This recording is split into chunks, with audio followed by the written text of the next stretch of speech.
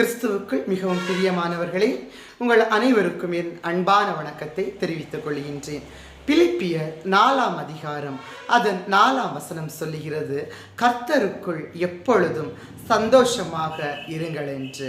மறுபடியும் வசனம், கர்த்தருக்குள் எப்பொழுதும் சந்தோஷமாக இருங்கள்.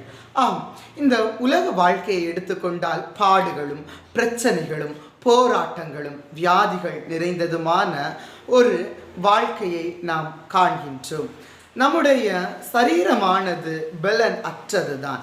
ஆனால் வேதாகமம் சொல்லுகின்றது ஆவி உயிர்ப்பிக்கின்றதா இருக்கிறது என்று.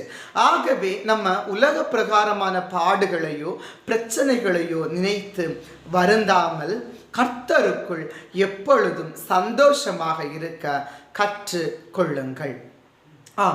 அநேக நேரங்களில் என்னுடைய வாழ்க்கையை எடுத்தால் கூட பல பிரச்சனைகள் உண்டு, அப்படிதானே?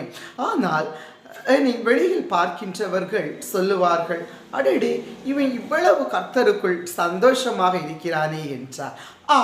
கர்த்தருக்குள் இருந்து பாருங்கள். கர்த்தருக்குள் ஆவியின் அபிஷேகத்தை பெற்று பாருங்கள். அப்பொழுது தெரியும் சந்தோஷத்தின் மகிமை என்னது என்று. இன்னுமாக சிலர் உலக பாடுகளை நினைத்து கவலைப்படுகின்றவர்களாக இருப்பார்கள். ஆனால் பரிசுத்த வேதாகமம் சொல்லுகிறது, நீ கவலைப்படுகின்றதால் ஒரு முழத்தை கூட்டவும் முடியாது, ஒரு முழத்தை குறைக்கவும் முடியாது என்று.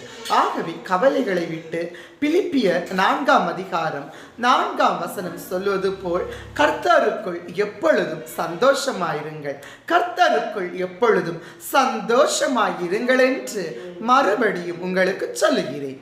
இந்த வார்த்தைகளுக்காய் தேவாதி தேவன் தாமே நம்மை ஆசீர்வதிப்பாராக. ஆமென்.